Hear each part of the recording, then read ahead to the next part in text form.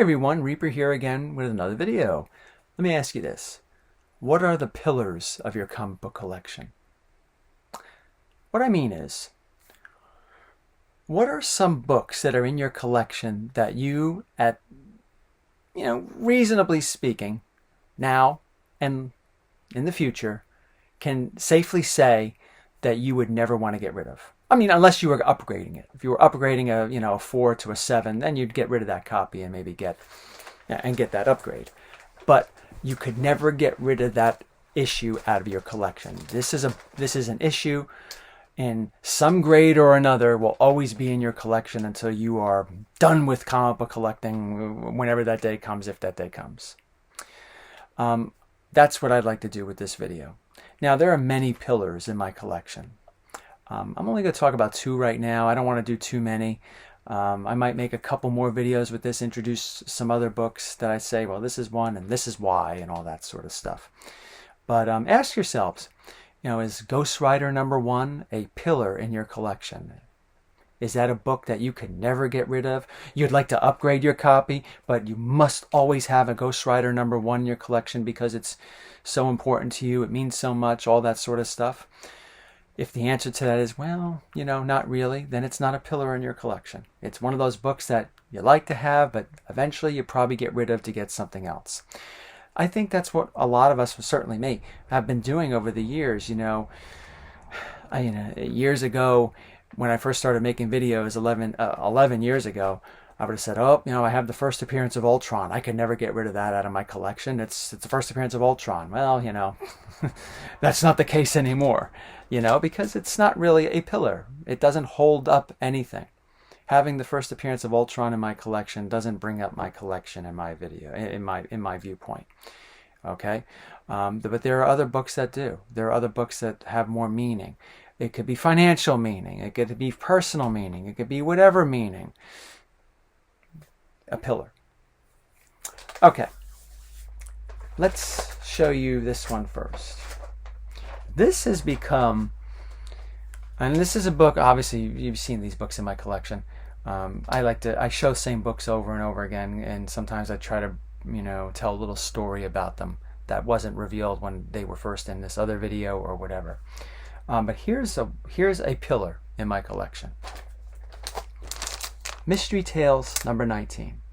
This is one that I like to really focus on because this is a relatively newly built, newly constructed pillar of my collection. I have a 5.0. I've had 2 other copies of this. I had a 3.0, then a 3.5, and then I upgraded that 3.5 to this one. Book, very hard to get in this grade, hard to get in general, hard to get in a higher grade, can be very, very expensive in this grade and above, and even below. All right, a little bit of data behind it. Great Harry Anderson, it's the artist, Atlas book, great zombie cover. Some people say that this is the zombie cover. I don't know. There are plenty of zombie covers. That's subjective. I think it's a fantastic zombie cover. He's not your typical zombie that's barely like walking and all that sort of stuff. It's a very frightening, scary, firm zombie that looks like it could really rough you up instead of like slowly limping after you trying to eat you. It's a pretty cool book, and the dark background in the cemetery, the beautiful dead trees in the back, before they start to bloom again in the spring. It really sets a great atmosphere and mood for this cover. And I like the blood dripping on the title. Very cool book. Okay. Like I said, this is like a relatively new pillar in my collection because for years I didn't even know that book existed. Now, in my previous video when I was talking about, what was one of the best purchases you ever made, I mentioned when it came to Precode, places like YouTube and Instagram and many other places have really introduced the comic book community, or have educated the comic book community on books that we had no idea existed. I had no idea that Atlas Precode was a thing up until several years ago, and I didn't even know that there was that book in existence until about a few years ago. And then when I saw it, I said, "Oh, that's a book that I would love to get." And then I eventually got it, and then, you know, I told you the rest. I had a 3, a 3.5, and then a 5.0. I'm very happy with the 5.0. Would I like to upgrade it down the line? I'm not thinking about that. I'm quite satisfied with the 5.0. But never say never, right? Okay. I think it's a great book to have. I'm proud to have it for many reasons. Like I just said, it's hard to find. It has some significant value behind it. You can't get away from talking about the financial aspect of the book and other books. But it's also a wonderful cover. And I love pre-code horror. I loved EC. Still love EC. And I started to journey, although at first I didn't want to do this because I knew what would happen. I started journeying outside of EC, and I kind of fell into Atlas, and I started with Mystic 28, and then found out that there were plenty other beautiful Atlas books and non-Atlas books, non-EC books, pre-code horror, that had wonderful covers, and now I'm in it. So definitely a book that will remain in my collection. I will never one day say, you know, maybe it's time to get rid of the Mystery Tales 19. If I just say I'm going to get rid of the Mystery Tales 19, it's because I have a 6.0 lined up, and it's time to get rid of the 5.0. But to say I no longer want the Mystery Tales 19, and that's just the end of it.